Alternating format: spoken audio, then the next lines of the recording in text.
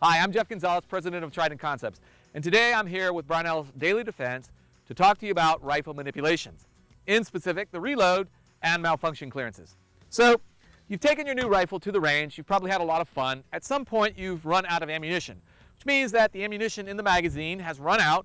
The magazine will then lock the action open, signaling to you that you're out. So, our actions at that point would be, I'm going to keep the muzzle pointed in a safe direction, keep that rifle in my workspace. I'm going to move my trigger finger to the home position and make sure that the safety is on. At that point, I'm going to remove and release the magazine. I'm going to get a fresh magazine, push, pull, close the action, regrip the gun. Now this would be how I load when the action is open. But there could be a time when you have to reload with the action in a closed condition. Now there's a lot of reasons why this could happen. If you're moving from position, say standing and kneeling to prone, you may inadvertently allow that action to close. You could be running and gunning and the action closed, or you could just remove the magazine and the bolt catch wasn't fully locked to the rear and it closes. Doesn't really matter. The action is going to be easy to fix. What I'll do is, again, I'm going to move my finger to the home position. I'm going to swipe the safety on. I'm going to grab my magazine, push, pull. Now this is the reason why we pull. If the action is closed and I'm trying to load a full magazine, it may not have enough spring compression to allow it to lock. So by pulling, I will be made aware that the magazine didn't lock, allowing me to forcefully lock the magazine at that point. So once I tug, I'm now forced to work the charging handle to charge the weapon.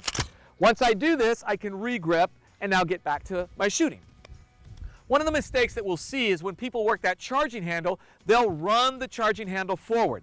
Make sure that you use a very forceful pull to the rear and release.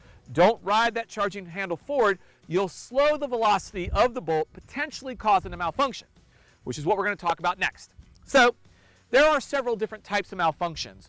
We're going to talk about the first two, which is a type 1 and a type 2. A type 1 malfunction is caused because of some sort of a problem with the round in the chamber, or there wasn't a round in the chamber. So as I attempt to fire, I get a click. As soon as I recognize the click, my finger needs to go straight. Now the safety won't go on because I've already released the trigger.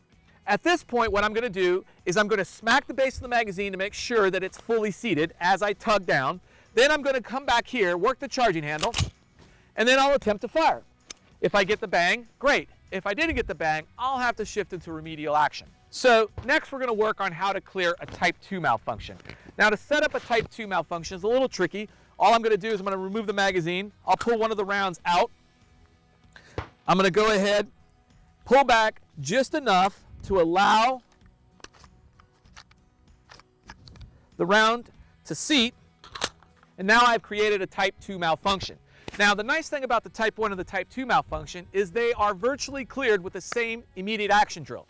So there's nothing new that you need to learn. Once you recognize that you have a type 2, safety is going to go on, trigger finger goes to the home position, tap tug, roll rack, and now you can commence to shooting.